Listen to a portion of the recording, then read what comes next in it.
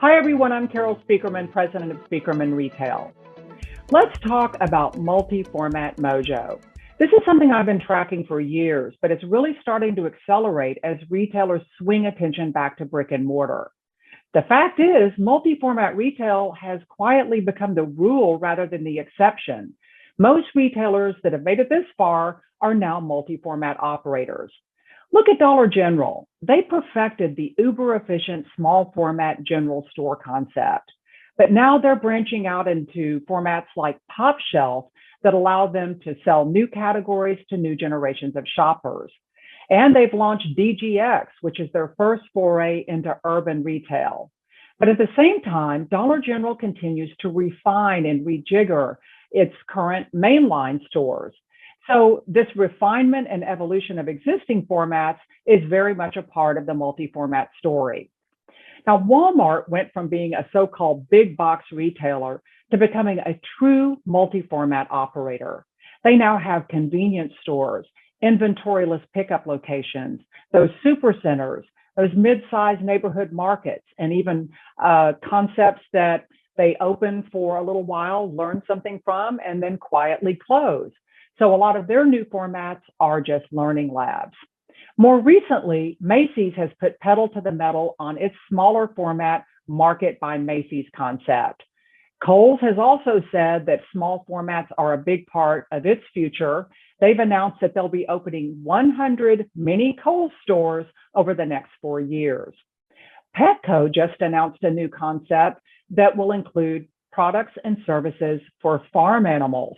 And you've got 7-Eleven accelerating the rollout of their evolution concept that incorporates dining, cocktails, touchless payments, and all kinds of other things that you're not used to seeing at a traditional 7-Eleven. H-E-B, the grocery retailer down in Texas, is also launching a new format that incorporates home goods. So why are retailers flexing their multi-format mojo?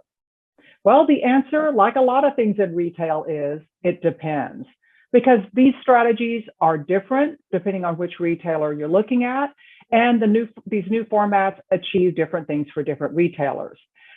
If you're in the B2B space, though, and selling to retailers or brands, it really does pay to parse it out and to learn those reasons why, because it will be so central to your strategy and it's very important to their future growth.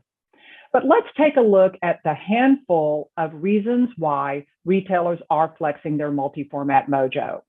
First of all, category diversification. New formats give retailers permission to branch out into new categories.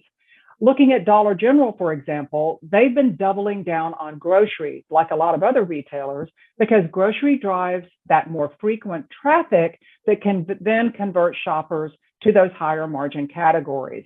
That's why you have Target and other retailers and even drug retailers pushing into the food business. But the reverse is also true. Traditional grocers like H-E-B and before them Kroger have been layering on those higher margin categories to their existing grocery business, categories like home and apparel. Again, just with the thinking that while those shoppers are in the store so frequently, why not sell more to them, and preferably in those higher margin categories? Going back to Petco's new play that includes the farming community, this is very much about category expansion too, because they'll be carrying new categories that resonate with these rural farmers. If you ask me, though, I think Petco is looking at Tractor Supply and the success that they've realized over the years and saying, hey, two can play that game, particularly since Tractor Supply also operates its own pet concept called PetSense. But either way, this is where so much of the acquisition activity is happening and also just propelling the multi-format movement, this obsession with pushing into new categories. And one of the hottest new categories is healthcare, and particularly healthcare services. Amazon just recently completed the acquisition of a company called One Medical that's a digital healthcare provider. But even though telehealth and digital health solutions are hot right now, the brick and mortar component can't be ignored, and retailers are very bullish on it. In fact, Amazon is planning on pulling together a lot of its healthcare assets and opening healthcare formats. But you've already got Walmart, Walgreens, and so many others that have already done that. They're either integrating healthcare solutions and products into their existing formats or creating formats that are completely dedicated to them. But this category expansion piece segues right into our next reason why they are flexing their multi-format mojo, and that is location. Petco's Farm and Pet naturally gives Petco access to rural locations and rural communities that just couldn't support a big box Petco store. Dollar General's DGX, it focuses on grab-and-go convenience items that resonate with urban shoppers. Now, Kohl's, their secret sauce from the beginning has always been location, location, location.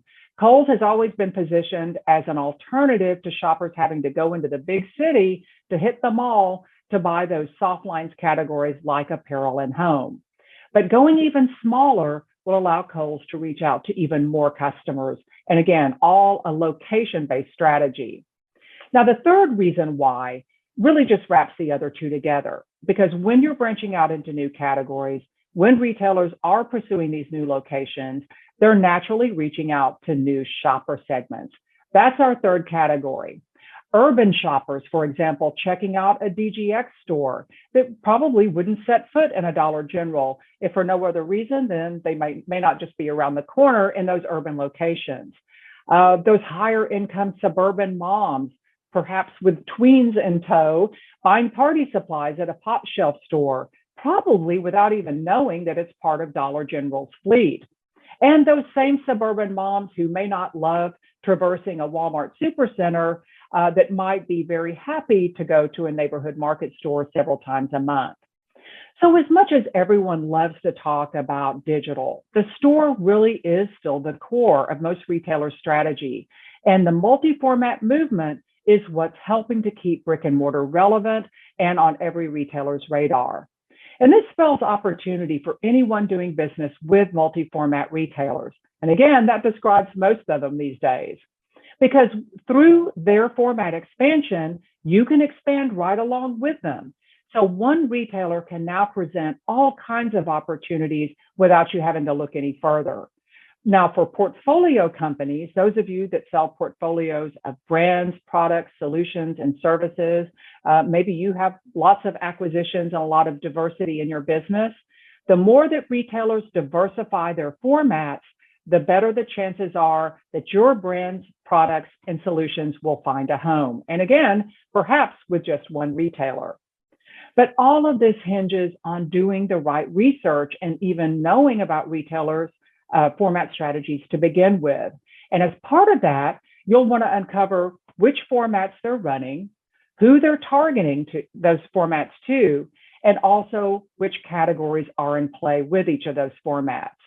Now, many of my clients also provide solutions and services and products and brands to retailers and to brands.